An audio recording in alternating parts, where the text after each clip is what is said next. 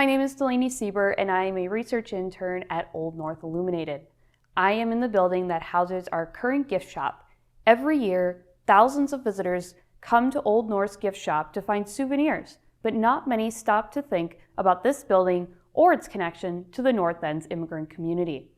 This building stands as a physical reminder of the unique relationship between a small group of Italian immigrants and Christ Church in the city of Boston, the official name for Old North Church.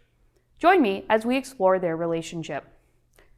The architecture on this building, including the stone crosses near the front door, leads most people to assume that it was previously used for religious gatherings. That assessment is correct. Our current gift shop was originally an Italian Protestant chapel called the St. Francis of Assisi Chapel. The construction of this building was funded by Cecilia Frances Lincoln and William H. Lincoln, and the chapel was dedicated on Thanksgiving Day, 1918. An Italian carver named Angelo Laudi, a prolific sculptor who was active in the United States throughout the 20th century, did some of the carving for the chapel. However, he was not allowed to have his name appear next to his works, likely due to his Italian heritage. Although Old North Church's members supported the Italian chapel, they had a complicated relationship with the incoming immigrant community and felt that immigrants threatened the church's high social standing in the neighborhood. The North End was home to Irish, Jewish, and Italian immigrants. In the early 20th century, the North End became crowded with tenement housing. Old North Church's congregants feared that these conditions would break up their church community. Mary Kent Davy Babcock, one of the church's first historians, wrote in an article about the church in which she argued that as more immigrants moved into the North End, quote, congestion and sanitary conditions grew worse and worse. One by one, Christ Church lost its old parishioners, obliged to retreat before the invading foreigners, end quote. Bishop William Lawrence, who was Old North Church's rector at the time, decided to restore the church to what was thought to be its original colonial appearance. This included restoring the church's box pews, which were removed in 1806 to allow space for more worshipers. This renovation likely occurred because of the congregation's concerns over the poor conditions around them, as well as their desire to control their own space in the neighborhood.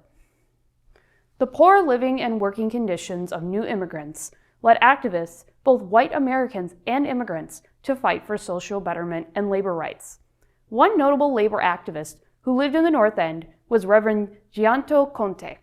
Reverend Conte was an Italian Methodist minister who came to Boston to help improve the immigrant experience. Reverend Conte established the Society for the Protection of Italian Immigrants on January 2, 1902. This organization had representatives go to ports like Ellis Island to translate interviews with customs officials and arriving immigrants.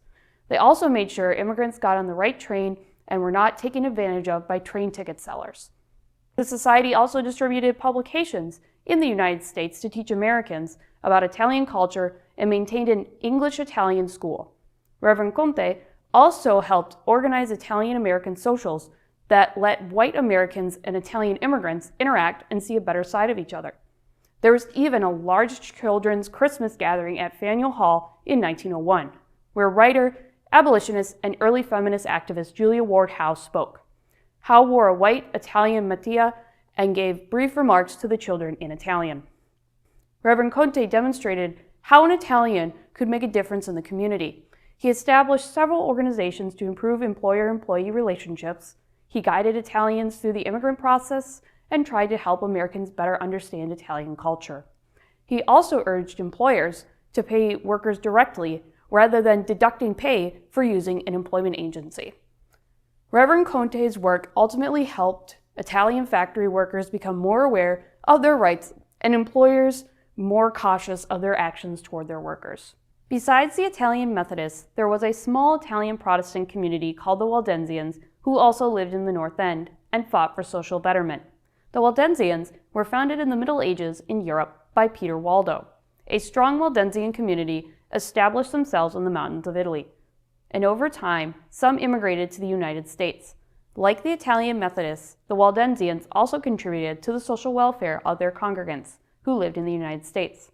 They established the American Waldensian Aid Society in New York City in 1906, with a Boston branch established in 1908. The American Waldensian Aid Society also created an Italian Immigration and Immigration Committee in 1912 to help new arrivals find Waldensian churches. The Old North Church decided to support a small group of Waldensians who settled in the North End, including the St. Francis Chapel, as part of the Episcopal City mission. People who were affiliated with Old North Church, including Mary Kent Davy Babcock and Bishop William Lawrence, also joined the Boston branch of the American Waldensian Aid Society. Reverend William DeWart, Old North Church's rector at the time, hired an Episcopal priest named Reverend Henry Sartorio to minister to the Italian Waldensian congregation of the St. Francis Chapel. Reverend Sartorio ministered to the new immigrants using the Episcopal Book of Common Prayer, translated into their native language of Italian. He was a dynamic speaker who captivated his audience. Reverend Sartorio noted that Old North Church served as an important mission because the church provided simple religious ceremonies and personalized assimilation. Reverend Sartorio believed that the Italian immigrants responded better to assimilation when they could adapt to their new society while retaining their Italian culture. However, the relationship between the two congregations was not always equal. For example, the Women's Guild of Christ Church had a strict policy regarding Italian use of the parish house next to the church. Several times, the members of the Italian chapel asked to use the space for their events. The Women's Guild rejected them, saying they did not want the house to be associated with Italian work. They believed the Italians always left space as they used a mess. The Waldensian community used the St. Francis of Assisi Chapel until 1955, when it was sold to Old North Church and converted into a gift shop. As Italian Waldensians began to move away from the North End, they no longer used the chapel as a worship space. However, the purpose of St. Francis Chapel was to offer a temporary meeting place for Italian immigrants who had just arrived and help them integrate into American society. Today, not many people remember that a Waldensian community once lived in the North End, and it is somewhat difficult to learn about them. Perhaps their story was overshadowed by the more public and widespread work done by other Italians, such as Reverend Conte. It is also possible that historians and congregants of Old North Church did not want to include Italian immigrants in the national history of the United States. Many Boston Brahmin, the city's upper class, believed they needed to take control of Boston's history and make sure a specific version of it was told. With the influx of immigrants, particularly from Eastern Europe, Boston Brahmins wanted to maintain their authority in the city and their sense of social superiority. The story of the Italian Waldensian congregation that gathered here adds to the rich history of this church. And the North End neighborhood, it also demonstrates how two groups from very different social, cultural, and religious backgrounds can form mutually agreeable working relationships, even if those relationships were not always equal.